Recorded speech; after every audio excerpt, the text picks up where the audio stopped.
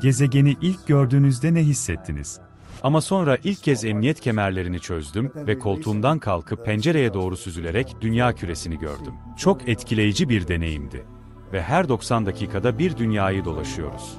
Kıtaların ve gezegenin tüm güzelliğinin önünden geçip gitmesini izliyorsunuz ve bu çok etkileyici. Her 90 dakikada bir dünyayı dolaşıyorsunuz. Peki bilim ve uzay keşifleri nasıl birleştirici bir güç haline gelebilir? Yörüngedeyken, dünyaya baktığınızda çoğunlukla sınırları görmüyorsunuz. Yani, hepimizin evi olan, ortak evimiz olan dünya gezegenini izlerken ortak bir birliktelik var. Mürettebatta sadece Rus mürettebat arkadaşım Pavel Vinogradov ve ben vardık. O her yerde, o her zaman hazırdır. Burada dünyada herhangi bir yerde ona ne kadar yakınsak, uzayda da o kadar yakınız.